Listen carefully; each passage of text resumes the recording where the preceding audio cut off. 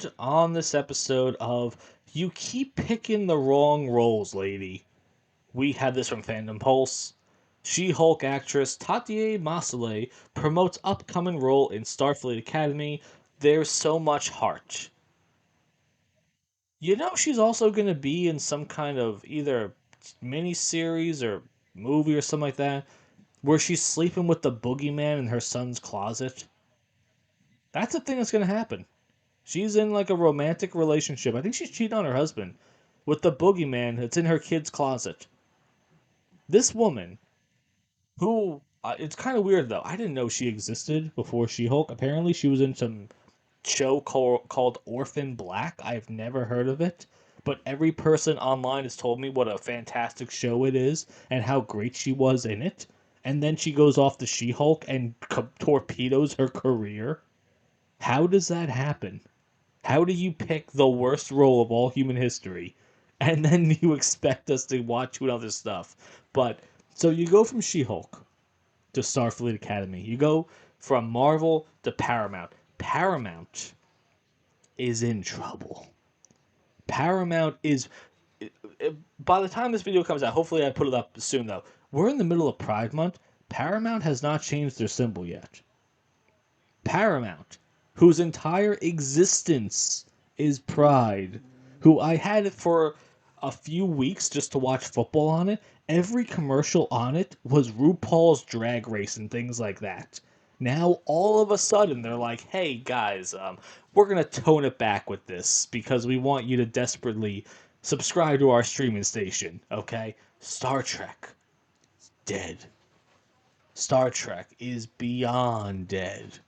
And man, I really kind of enjoyed the movies they were making, and then they just got progressively worse after the second one. It's kind of sad though. I was a huge fan. What was it called?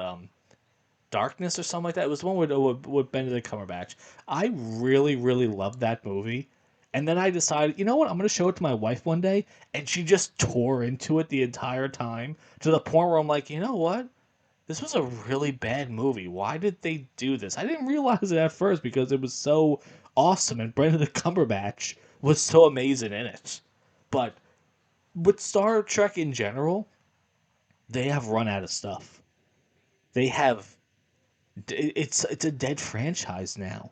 They keep making these series that are either hilariously destroyed by people online or we just forget they exist and ignore it. So Starfleet Academy, I have no idea what that is. I have not heard anything about this, and I'm not going to subscribe to a 7-day trial with Fandom Pulse to read the rest of this, but man, it's over for Star Trek. One of the most obviously historic franchises of all human history. Over the past few years, they have done everything in their power. All the was a Beyond and then Picard. I've never watched Picard. I heard the first two seasons were god awful, and then they somehow turned it around for the third one. And now they have a new thing called Section 31. I don't know what that is. Strange New Worlds. They have so many things coming out.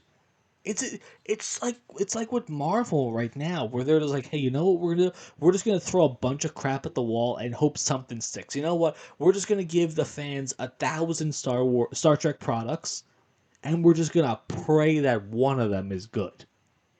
And they're not. They're just getting worse.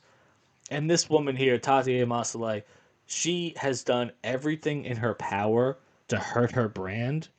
So when I see that she's promoting something, it's like, you know what? I don't think we need to watch it, guys. I don't. There's no reason to watch it because right there it sounds terrible. And if all she's saying is there's so much heart, I hate when people say that. I hate so much when people promote products and talk about the heartfeltness of it. It's Star Trek. You know what you should say? It's awesome. It's action packed. We go from 0 to 100 the entire time. It's nothing but space battles and Kirk banging hot alien bitches and stuff like that. It's like that's what you should be promoting. Just say, like, yeah, it's Star Trek. You go on 1,000 adventures. You go across the galaxy. We see worlds that we can't even remotely begin to fathom. All we do is just explore the galaxy and fight awesome aliens and go on these awesome adventures. Isn't it kind of weird that Seth MacFarlane has a show called The Orville? If you haven't watched it yet, it's on Hulu. Absolutely recommend it. 10 out of 10. It almost seemed like they were trying to make it as a joke. It is serious as a heart attack most of the time. It is such a great show, and he, a comedy writer, did a serious Star Trek show better than Paramount that owns the rights to Star Trek. That's the craziest thing, okay?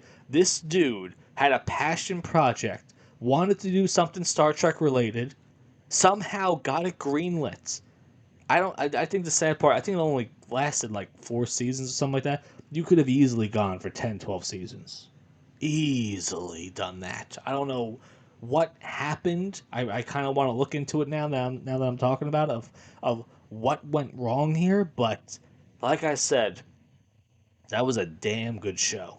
It was Star Trek with a little bit of comedy relief here and there, and towards the end, it gets really world-ending stakes. So yeah, as I'm talking about right now, I'm gonna put on the Orville right now and start from the beginning again because that is a show that should have lasted a long time, and Paramount's Starfleet Academy and was it Section 31 and New World. Wait, Section 31 isn't that one that Asian woman that won an Oscar? She was nervous about when it came out. I gotta look that up though. I think that was what I'm thinking about, where she was nervous about it, saying that she really hopes that Star Trek fans don't hate it. It's like if you have to go into a project hoping that the fans don't hate it, the fans are gonna hate it. So I haven't heard about this TV movie. It was probably bad. Strange New Worlds, no one cares about that. Picard, I don't think anyone's spoken about that in a very long time. So Starfleet Academy, God knows what the hell that crap is, but we all know it's gonna be bad. But in the end, what do you guys think about that? In the mind of Sherlock Holmes, where logic reigns supreme, every mystery is a puzzle, every clue a dream. Through the haze of London's night, the truth will always gleam. In the mind of Sherlock Holmes, nothing's what it